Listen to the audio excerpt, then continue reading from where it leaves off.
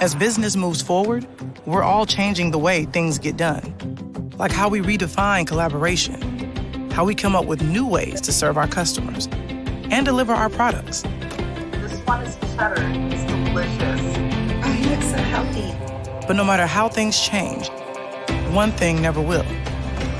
You can rely on the people and the network of AT&T to help keep your business connected. Welcome to Small Business University Online, powered by SmallBusinessExpo, America's biggest business trade show and conference. We want to extend a very special thank you to AT&T Business for supporting small business and being our presenting sponsor. Please be sure to check out our complete webinar schedule and all on-demand recordings from previous webinars on smallbusinessuniversity.online. All of our webinars are free and full of incredible information to help you grow your business. This webinar is being recorded and will be made available within 24 hours on smallbusinessuniversity.online. At this time, we are turning the public chat feature off for the presentation. We will reopen the public chat window closer to the end so that you can post your questions for our presenter to answer during the open Q&A portion. And now, I'm very excited to introduce today's webinar. Please take it away.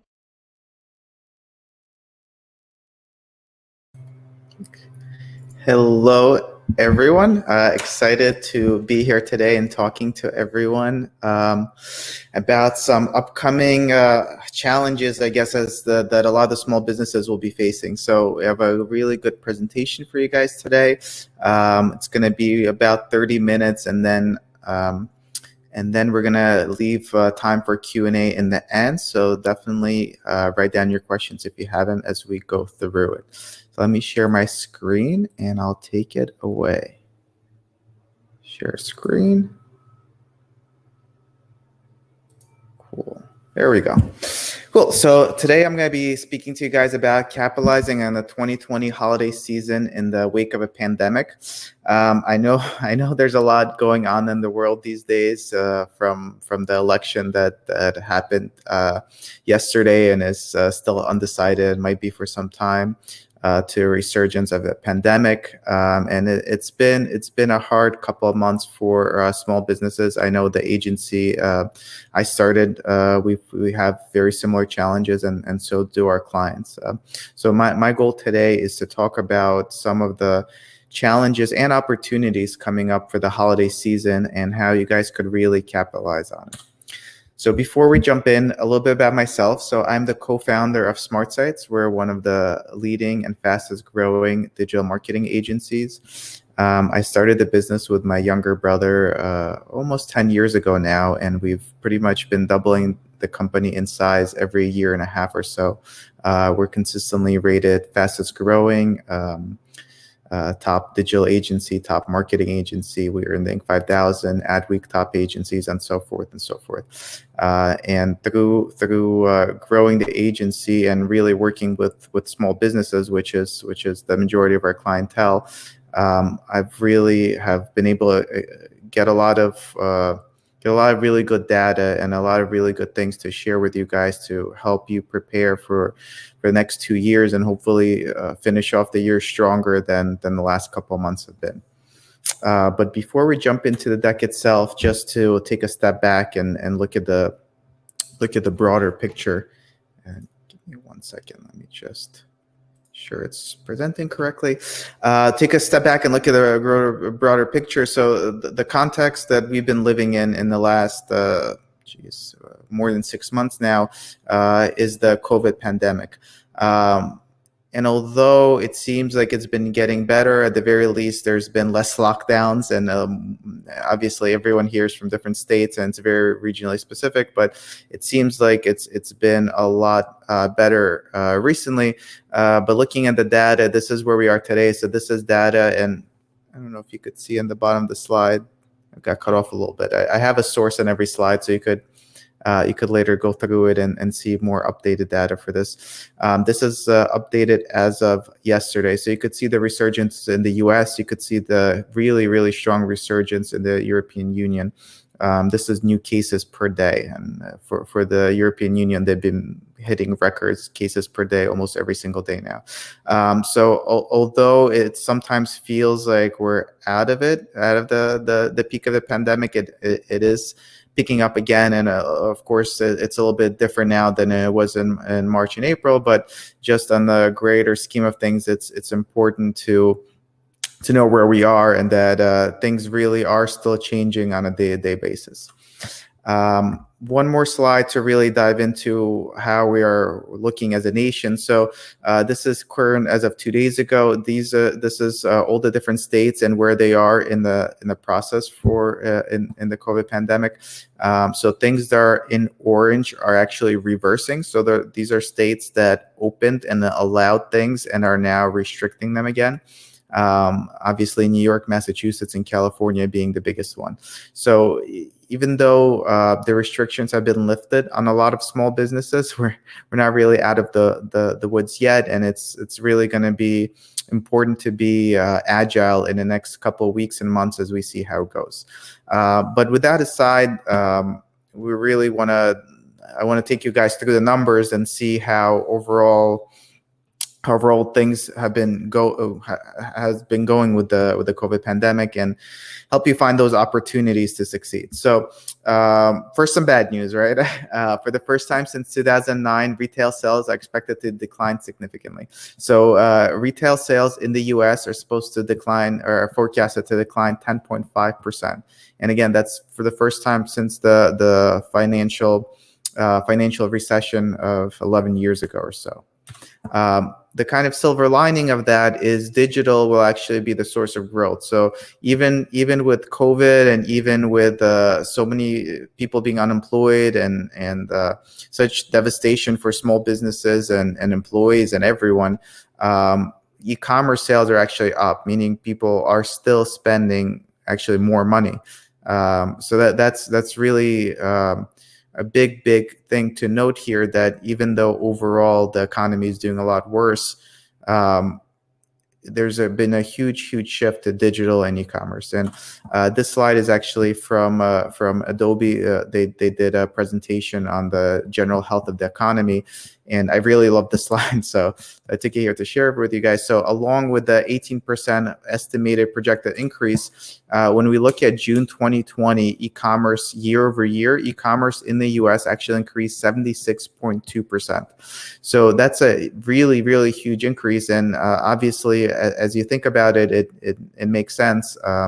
More and more businesses are shifting to digital, and obviously so are the consumers. It's really, if there's any silver lining to a COVID pandemic, it's really accelerated the importance of digital adoptions, the importance of having multiple channels. Just because you have a very successful retail store doesn't mean you should ignore digital as a channel, and many did before, and now it's becoming more and more important.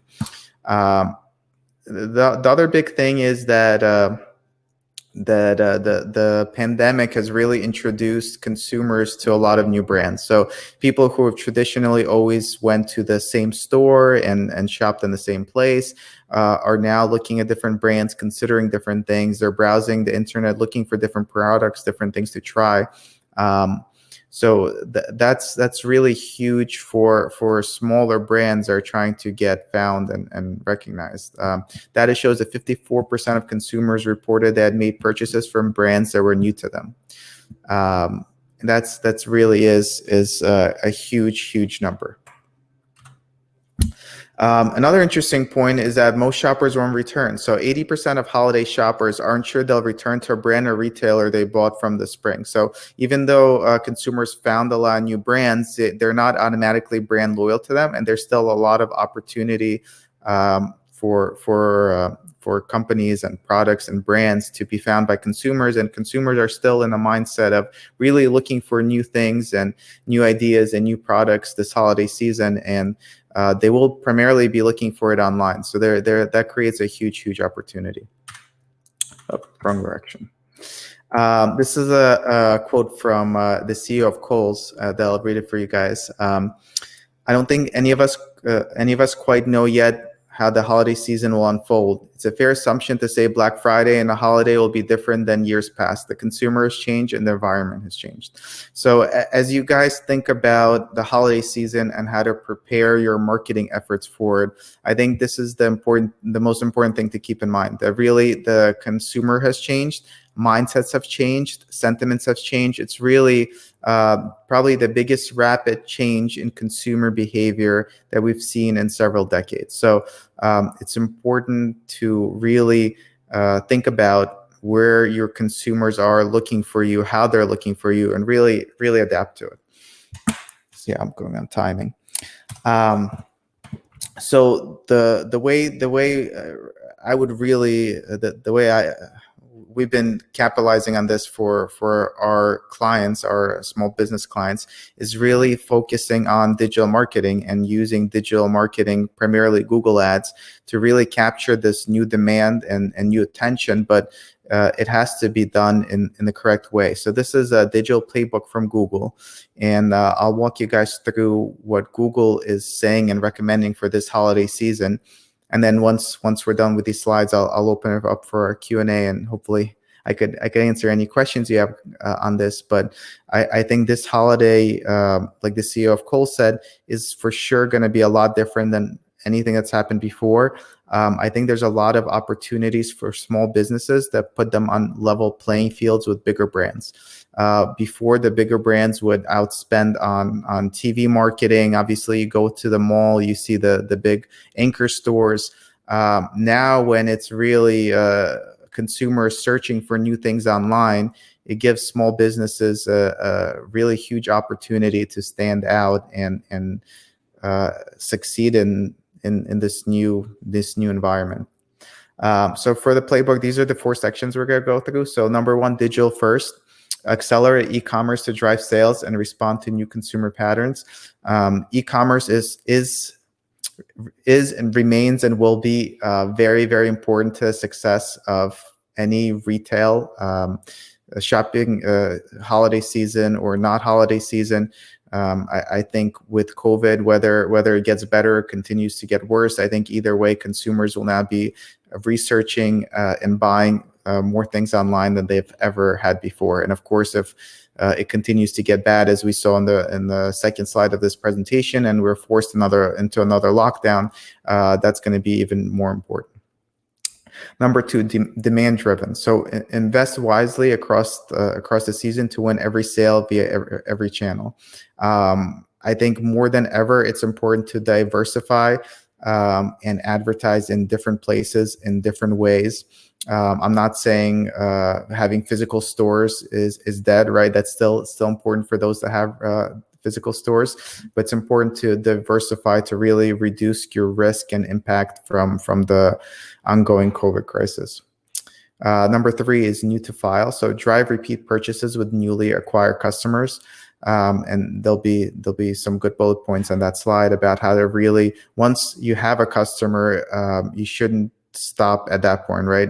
You really should nurture the relationship with a customer, get future purchases from them. Even if you're not a business that thrives on future purchases, get recommendations from them. For example, Peloton, which sells Peloton gym equipment, they do really well at nurturing the client relationship. And even though the same client isn't going to purchase 2 $5,000 Peloton treadmills, Peloton does a really good job of nurturing the relationship and getting the clients to recommend the brand to others. So it's very important to nurture the relationship with the clients once you have the client. And number 4 is rethink reach. That's mostly centered around YouTube. So YouTube, for those who do know or don't know, is considered the second biggest search engine in the world, following right behind Google. And it's really has evolved as a platform. And as we are further and further in this kind of pandemic situation where we're working from home and people are at home more often, there's more and more searches and more video views on there. And it's really a good platform to put out your brand image. And we'll go through that a little bit as well. So number 1, digital first, accelerated e-commerce to drive sales and respond to new consumer patterns. 72% of consumers plan to shop online more for the holidays this year. That's huge. So online e-commerce has been growing steadily year after year.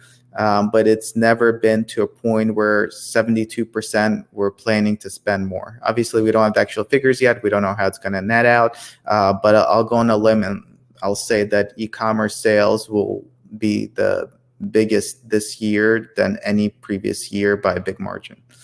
41% of shoppers that normally shop in a store for Black Friday will not this year. Guess what? The survey was done 2 months ago when the outlook was looking a little bit better. I think if the COVID numbers continue to increase, this is going to be a lot higher. So what can you do? You could use Google Shopping to promote your products and own top categories across search pages. For those that are not aware of Google Shopping, it's when you search for a product, it's the ads that come up at the top with the image and the price and all the information under them. They've been really, really powerful because it lets the consumer compare different products. They see the image of it, they see the price of it, and when they click on it, they land directly on your page for that product, not your homepage. So shopping ads have been really powerful. They'll continue to be very powerful. I think Google Shopping will continue to grow to rival Amazon and Amazon's e-commerce sales. And I think it's a very important component of a marketing strategy for those that do e-commerce. Work with your team to optimize your site experience from page speed to checkout. That's super, super important. If you have a website from which you sell, do it yourself. Go on a computer, go on a tablet, go on a cell phone, check out your website, right? Click through things, actually do the checkout process. How long did it take you? I know a lot of business owners that just haven't gone through that process on their website. And when they do, they're like, oh, I really need to make this better or this better. Optimize your site to be fast. Consumers more than ever expect things to be fast. They expect things to be seamless and frictionless. So what I mean by that is if something looks like a button that is clickable, the consumer expects it to be clickable, right? So it's things like that that really you shouldn't have anyone on the website second guessing things, and nothing should be slow. I don't know if you guys have seen or heard numbers, but the magic number for page speed load time is like 3-4 seconds. After that, you start losing consumers. And for those of you that do any kind of shopping or activity on your cell phone, you could think about it yourself. Try loading a page and counting out loud: 1 Mississippi, 2 Mississippi, 3 Mississippi, 4 Mississippi, 5 Mississippi. How many Mississippis is it going to take for you to keep waiting for a page to load? Number 3 is optimize your entire program. So messaging is going to be really important this holiday season. As always, we encourage our clients to be authentic and really convey their message and their product information in the ads, and that's going to be more important than ever, and that will be what allows you to differentiate from some of the bigger brands that you're going to be competing against. And drive consumers to your app to increase online conversion rates and average order values. So those are people who have apps. We partner with a couple of companies that make it really easy to convert your website into an app. I think consumers to some extent have a little bit of app fatigue, where they're not going to install 200 new apps like they would 8 years ago. But I think there's still a lot of opportunity. And by having an app, you really make it easier for the consumer to come back and reorder from you in a seamless way.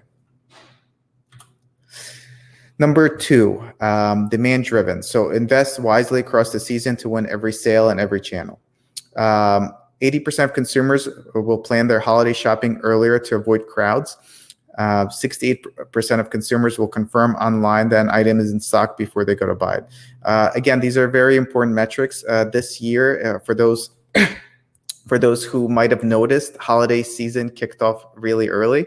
The big brands, Walmart, for example, and some of the bigger brands that really rely on the holiday season, kicked it off the day after Halloween. So literally November 1st, they started doing sales and playing the holiday ads. And if you guys listen to radio, the holiday radio ads are playing now.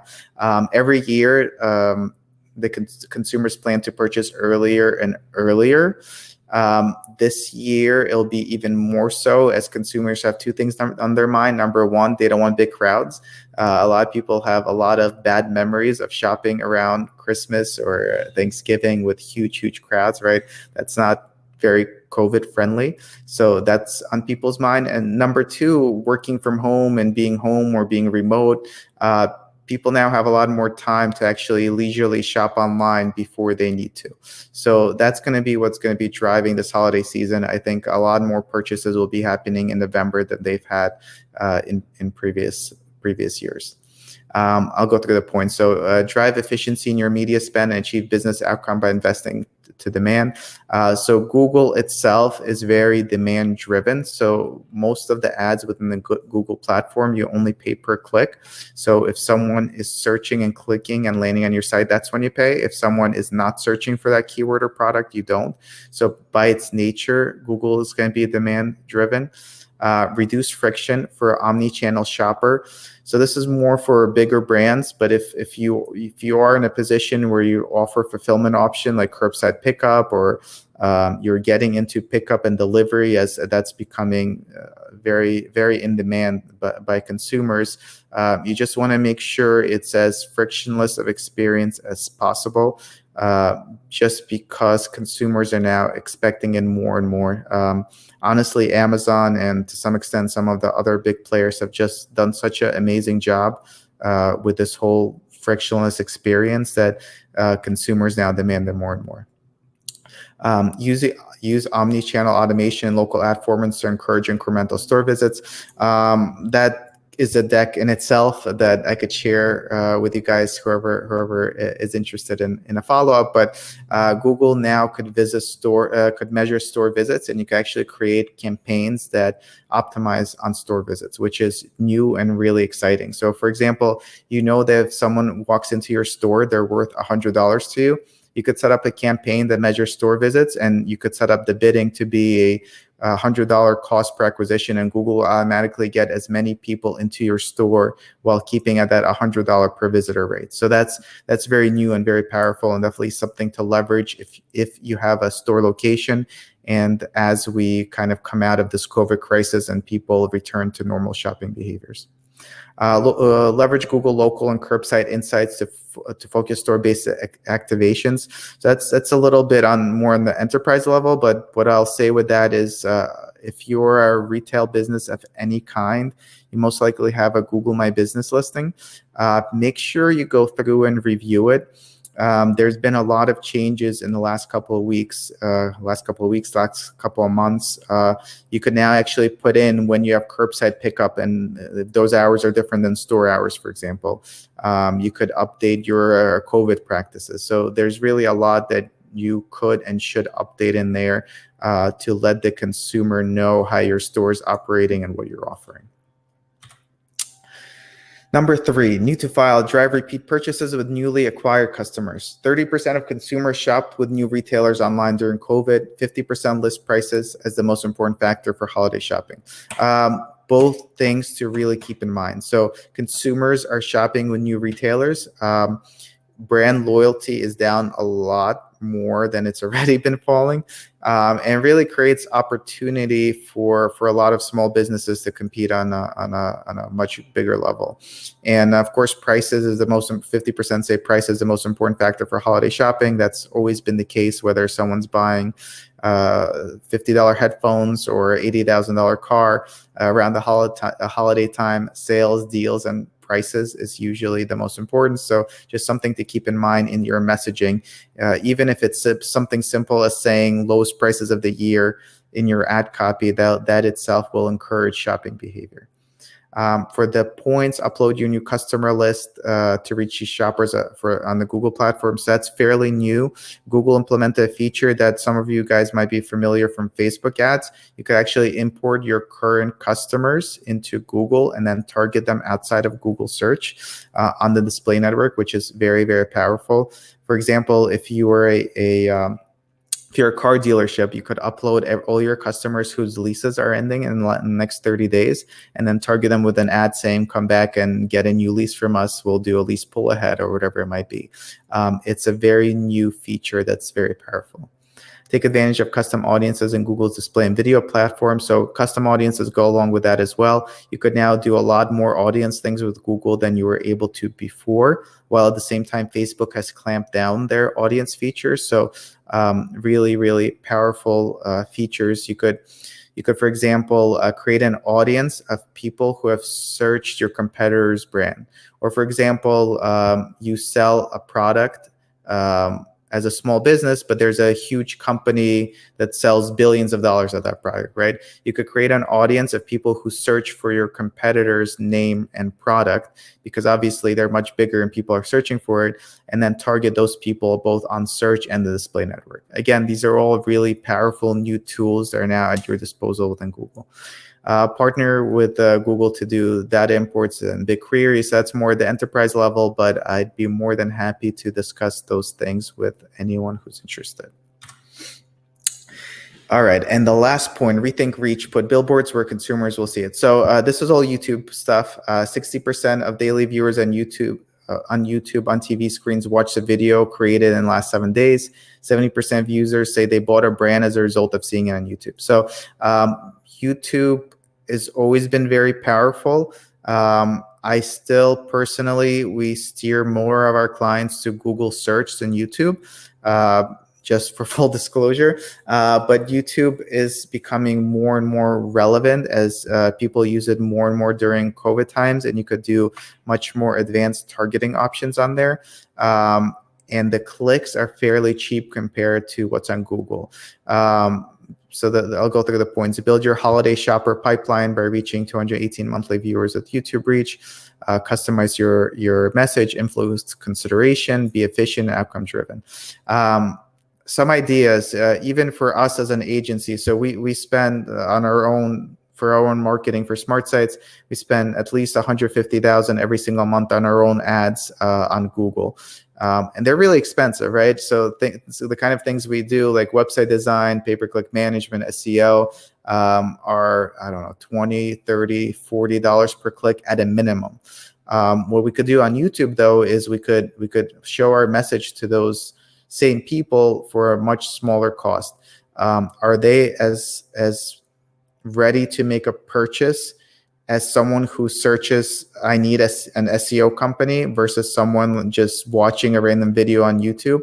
No, the purchase intent is a lot less, but if you create the correct audience and you know you're targeting the correct person, you get them to click the ad to your website.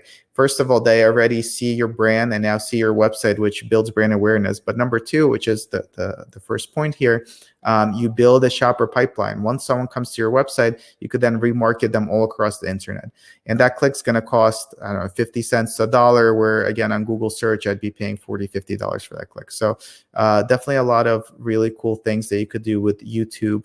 I wouldn't say put your entire marketing strategy behind it, but it's a very good supplement to a Google search strategy. All right, I'm coming up at the end, and we're going to open up for Q&A. So I'll leave you guys with the cartoon, just to. I know we covered a lot of serious stuff today, and in general, it's been a very stressful and serious world out there between the election and COVID. But I'll leave you guys with a funny cartoon. So in this cartoon, you obviously see the guy saying that I'll be able to offer you everything.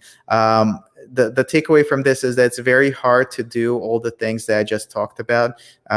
We work with a lot of companies who try to do some part of it themselves, but it's very hard to create the pay-per-click campaign, follow the Google's best practices, know how to set up audiences, create yourself a landing page, optimize your e-commerce shopping site, do UX, UI on it. There's really so much that you could do that will really improve your business. That definitely don't be afraid of partnering with an agency or some digital company to help you with those things. In I would say 99% of the cases, whatever our fees are for what we help with, more than make up with the extra sales and profits the business generate. And if you guys search around smart sites reviews, for example, you could see you could see those words in action. But I find that a lot of companies are really afraid to partner with agencies. They think the cost is too high. In a lot of cases, it's not. Or they think they've just had bad experiences and they wind up trying to do everything themselves. So I will caution against that, because even me, who's been in the digital space, since 97, over 20 years, I don't for a second believe that I could do even half of these things myself. That's it. I will open it up for Q&A.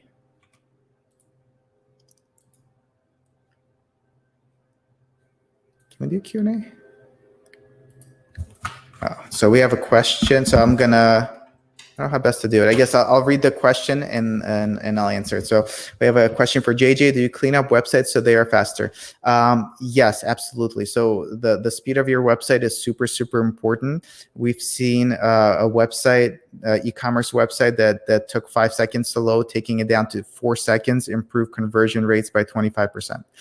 There's a lot that goes into that. Sometimes it's a superficial things like making your images more optimized, or maybe you need less images on the homepage. A lot of it could really be coding based, where you have to really mess with the code and change the code to make it go faster. It's sometimes it's easy, sometimes it gets to be super complicated, but it's one of the most important things on a website. Like once you're in the 3 second, 4 second level, it becomes slightly less important. But if you put your website into a page speed tool, and Google has a good one. So if you go to Google and search Google page speed tool, it'll give you all the information. If your website's taking 10 seconds to load, I promise you're losing a lot of customers. Question from JJ: what does it cost to do the coding? So it's all different. Pricing wise, it would depend what exactly needs to be done. For us as a company, we do both back-end development and front-end development, so it would depend which team's involved, but we could certainly scope it out and see. Like I said, sometimes it's easier than it seems. So we had a website a year or two ago that literally, for whatever reason, they had a professional photographer, so all their product pictures were like 20 megapixels, right? So their website just took really, really long time to load because the pictures were too big. It was literally just resizing the pictures. But I think every situation is different, so it's hard for me to give a general answer to how much coding will cost.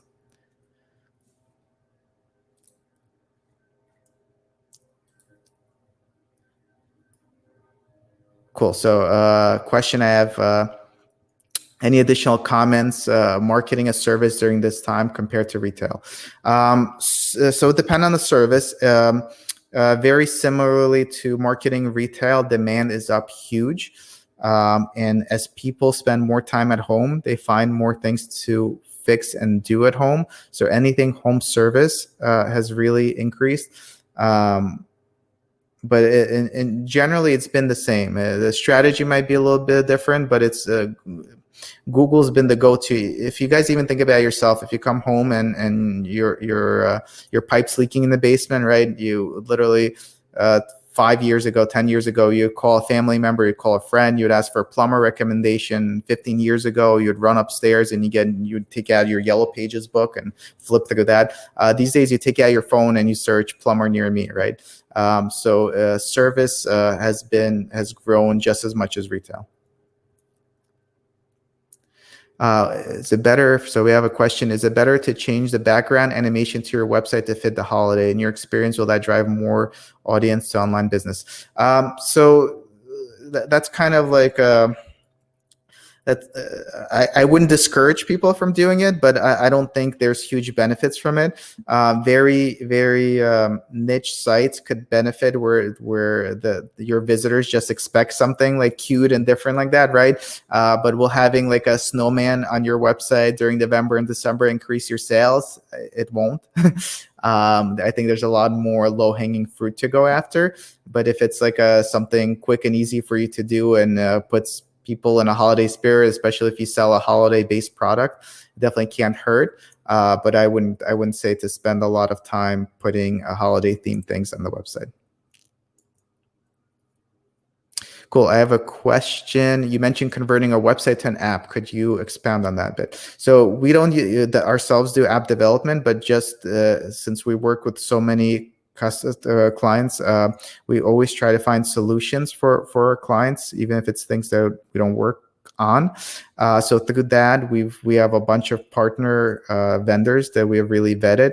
I would have to check with my team on the exact ones for the app ones. So if you want to reach out to me, I'll here, my information is on the front page of the slide. It's alex@smartsites.com. If you want to reach out to me, I could forward you the exact vendor that I would recommend. But generally speaking, we have one that, for example, converts your entire Shopify site automatically into an app. And I believe their pricing model is very good. I don't know if I'm confusing them with another vendor, but if I remember correctly, they only take a % of your sales if the sale happens through the app, and the first 10,000 is free or something like that. And then there's another vendor that converts your entire e-commerce website into an app that charges, I think, like $50 a month. So it's all super affordable for the big platforms, just because there's solutions made to convert your website into an app. But definitely reach out to me. I'll connect you with the right vendor.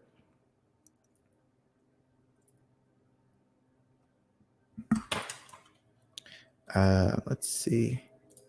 Any other questions? I have a question follow-up to the coding thing again from JJ. The speed seems to be coming from my cart plugin, and any links to a cart. So that would be the more complex version of optimizing your website. Yeah, I would say, even if you think it's cart related, I would venture a guess that a % of your speed issue might also be web hosting related. There's a lot that could be done at the web hosting level to optimize it.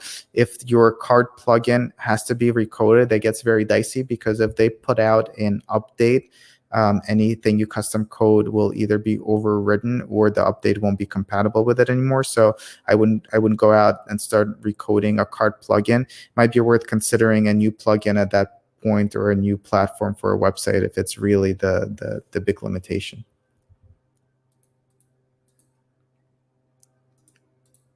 Cool. Let's see, click back to chat. Any other questions, comments? How are we on time? Check the time. We're still good on time. If anyone has any questions, comments. I have a print-on-demand e-commerce business. So from Darlene, and then I'll do JJ's question after. I have a print-on-demand e-commerce business, but not a website, as I sell through a POD platform. Should I concentrate on social media promotion? So print-on-demand e-commerce business. It would depend on the customers you're looking for. Social media is tough. I'll say Facebook in general, the cost has been going up a lot, the cost per click, and the returns have been going down. Organic reach on Facebook is down. Right now, the political season, everyone dumped tons of money into Facebook ads, so that drove cost up. Is social media going to get you the most bang for your buck? Maybe, maybe not. It depends on exactly who you're looking for customers. You'd be surprised how much business you could actually get from Google search if you have a product that people are in any way searching for, even a B2B product. The Google search will be the best bang for your buck. If you think you have a product that people might not necessarily be searching for in any way, like for example, maybe you sell some kind of like holiday hat or something that's specifically for Christmas, something people won't go out and search for, but if they see it, they might like it. That social media might be a little bit better for it then. But I'd be more than happy to have a more in-depth discussion if you want to email me exactly your business, so I could dig around and give you a more educated opinion. From JJ, what platform for websites do you recommend? So personally, for regular websites, we do WordPress. That's been our huge go-to platform. Obviously, being the most popular platform, it comes along with some negatives, like it gets hacked more often and things like that. But generally speaking, it's still the best platform to build a website on.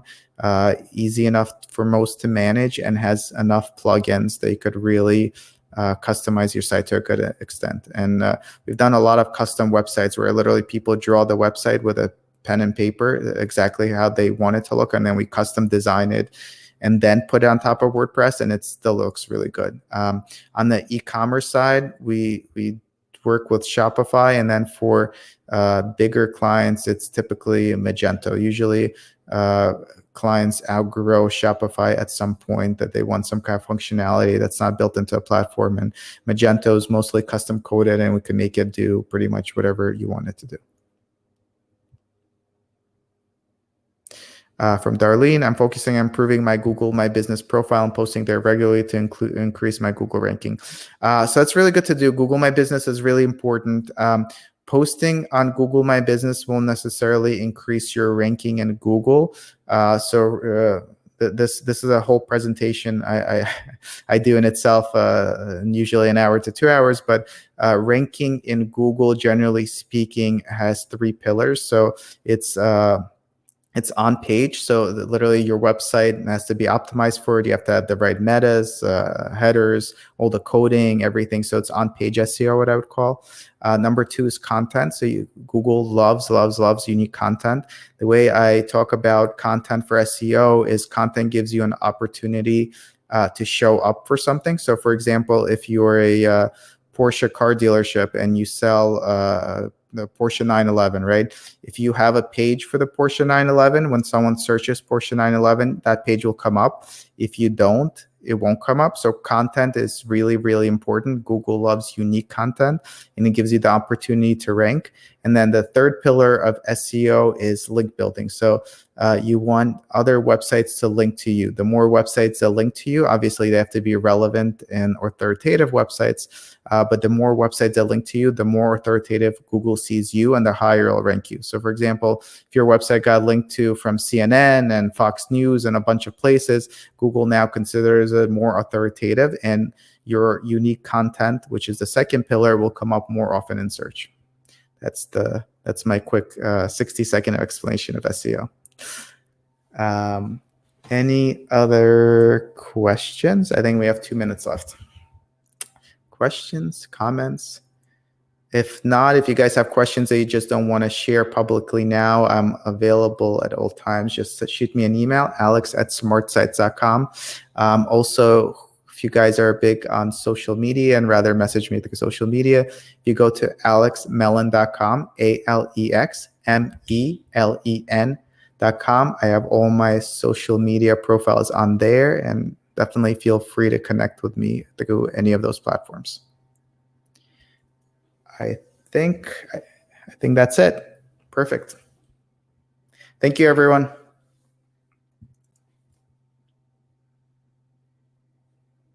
Thank you so much for that informative presentation. We really enjoyed it. As a reminder, this webinar was recorded and will be available on demand within 24 hours on smallbusinessuniversity.online. Again, I want to extend a very special thank you to our sponsor, AT&T Business. Please remember to frequently check out our webinar schedule on smallbusinessuniversity.online for other great weekly business building webinars. Thank you all for joining us, and have a great rest of your day.